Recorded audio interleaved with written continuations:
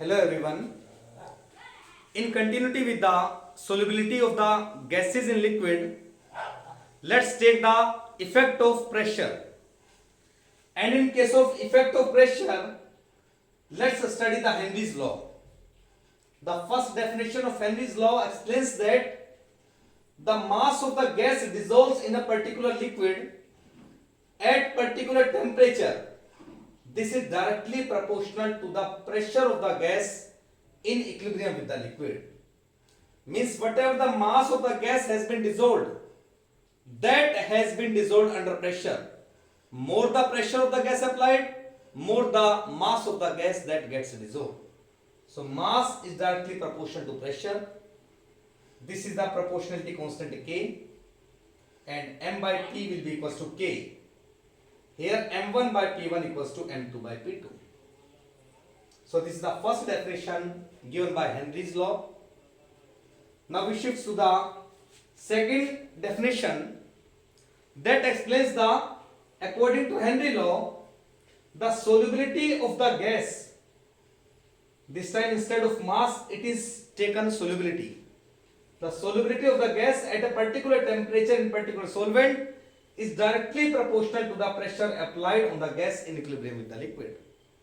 It means whatever the amount of solubility, or if we want to add or we want to give the more mass of the gas that gets dissolved, that has to be soluble in particular solvent, it means we have to apply more pressure. Higher the pressure, higher will be the solubility of the gas. Here Pa equals to Kh into Ka A, and these three factors are explained. Pa taken, it is the partial pressure of the gas. Kh, it is Henry's law constant, and Ka A, it is the solubility of the gas taken. Now let's explain the different factors. The factor Kh here. Here the Kh factor, that is Henry's law constant. This Kh factor, Henry's law constant. Henry's law constant. Kh is different for different gases. Different for different gases. Next is the Kh gets increase with increase in temperature.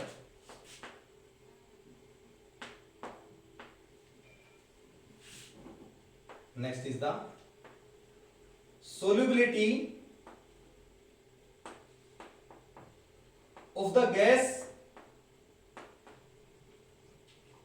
decrease with increase in Kh value.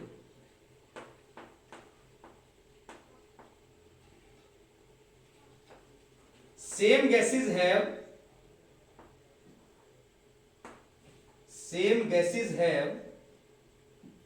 different Kh values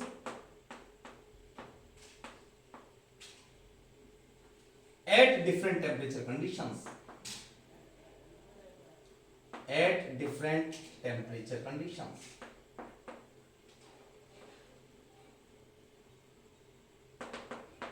So this is about the Kh factor. The Kh is different for different gases, and whenever we are talking about the same gases, the value may be different at different temperature conditions. The Kh gets increased with increase in temperature. It means whenever we are increasing the temperature, Kh gets increased, and with increase in Kh, the solubility of the gas gets decreased.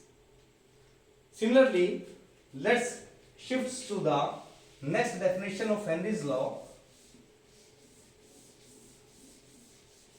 It can also be defined as or. Again, Pa equals to Kh into Ka A. this time the partial pressure of the gas, the partial pressure of the gas in vapor phase. This time we are talking about the vapor phase.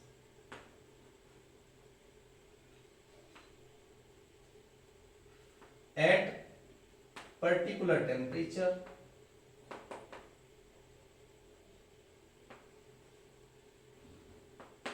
in particular liquid, the solvent,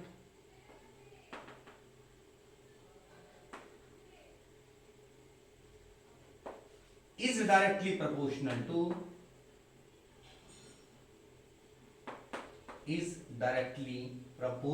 to the mole fraction of the gas. Mole fraction of the gas.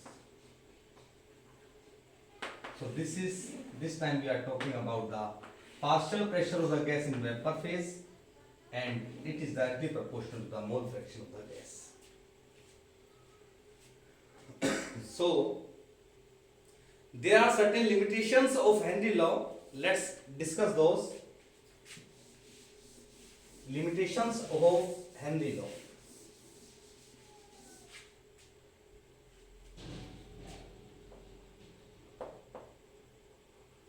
Limitations of Henry's law. First, Henry's law can only be applied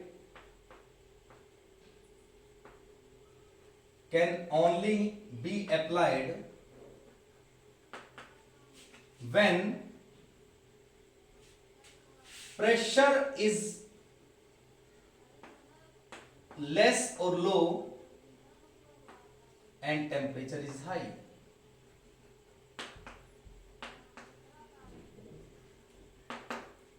It means under less pressure condition it can be applied. Next is the Henry law can only be applied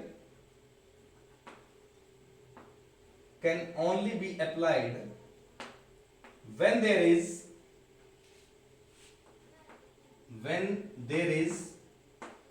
no association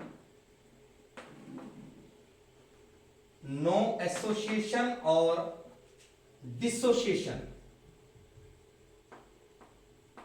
No association or dissociation of gas with the liquid. So under only these two conditions, these are the limitations of Henry's law. Let's shift to the applications of Henry law in our daily life, where we can apply Henry law. Applications of Henry law.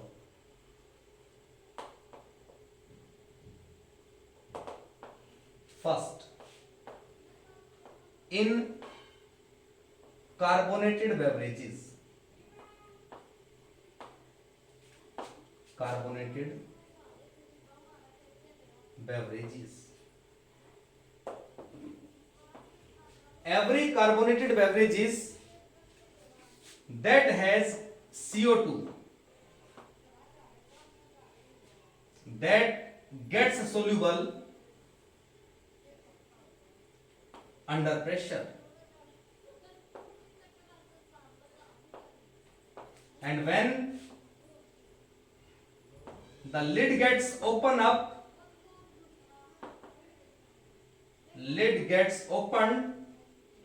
the CO2 gas gets expelled out.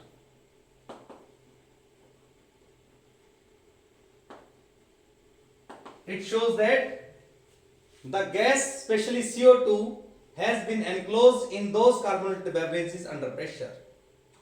For example, in cold drinks, in soft drinks, in champagne, whatsoever the carbonated beverages we are talking of, in all those beverages, CO2 gas that has been enclosed under pressure, and when the lid is opened up, this particular CO2 gas gets expelled out. Next application is in deep sea diving.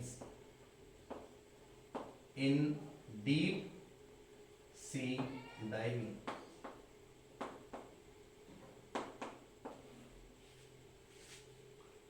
The scuba divers or deep sea divers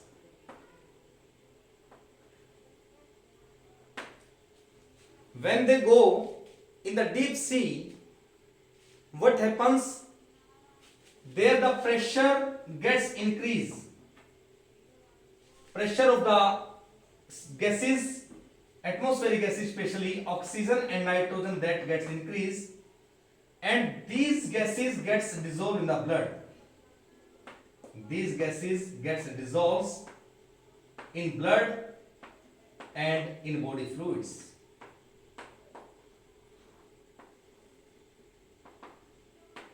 Underwater, the pressure gets increased. These gases has been dissolved in the blood and body fluids. But when they come back and when they approaches to the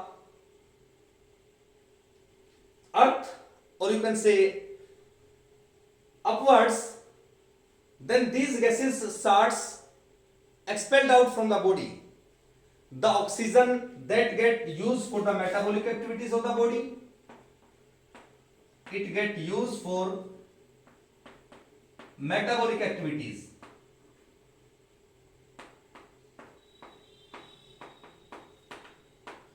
But nitrogen gas, this gas cannot be used. That's why it has to be expelled out from the body, and it causes the painful effect in the nerves. Nitrogen gas cause painful effect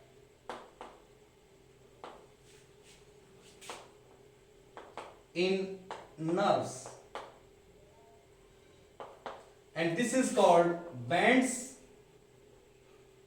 or decompression sickness. Decompression sickness. To minimize such conditions, the cylinders taken by these divers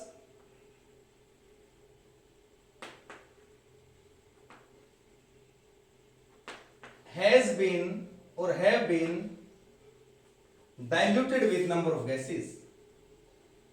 Diluted with 11.7% helium,